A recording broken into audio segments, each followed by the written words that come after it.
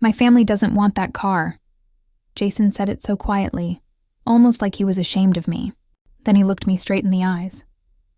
You humiliated me. I thought I'd misheard him. We were standing in his parents' driveway in Scottsdale, Arizona. Sunlight bouncing off the brand new Range Rover I'd just had delivered. A gift for his family. $95,000, paid in full. No loan, no lease. His mother stood by the porch, arms crossed, refusing to even look at the keys in my hand.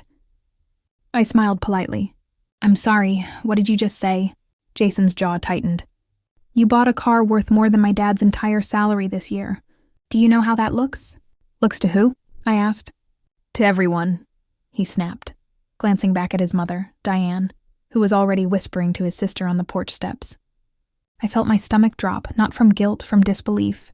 3 weeks earlier, Jason had begged me to help his family. His father's old truck had broken down for the 3rd time, and Jason cried on the phone, saying he felt powerless watching his parents struggle. I didn't hesitate. I transferred the money myself, arranged the delivery myself, never once asked for credit. I assumed he'd tell them the truth eventually. Instead, standing in that driveway, he looked at me like I was the problem. You should have let me handle it, he muttered. Handle it how, Jason? You didn't have the money. Silence. That silence told me everything. I didn't argue. I'd learned long ago that arguing with Jason in front of his mother never worked in my favor. I simply turned, walked back to my own car, and drove straight to my office in Phoenix. My name is Rachel Cole. I own a boutique real estate investment firm, 3 offices, 22 employees, and a portfolio Jason had never once asked to understand. He liked the results, the vacations, the rent covered, his student loans quietly erased 2 years ago. He just never wanted to know the source. I sat at my desk and opened my laptop. The Range Rover wasn't the only thing tied to the Whitfield family.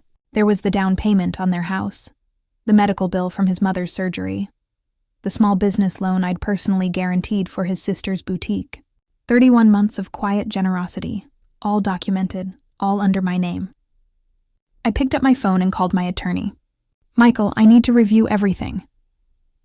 Michael didn't ask questions. He never did. Within a week, the house guarantee was withdrawn, the boutique loan called for repayment, and the Range Rover, still legally mine, was quietly repossessed from Diane's driveway on a Tuesday morning. Jason called 40 times. I answered once. You humiliated me, I reminded him. Now you understand what that word actually costs. His father called too, his voice shaking, apologizing for things Jason never would. I told him gently, this was never about the car. 3 months later, the engagement ring sat in a drawer, untouched, unreturned. I moved into a smaller condo overlooking Camelback Mountain, quieter, lighter, mine. Diane never called. Jason eventually did, once, just to say he finally understood what he'd thrown away. I didn't feel triumphant. I felt free, because the moment you stop paying for people who are ashamed of you, you finally have enough left to respect yourself.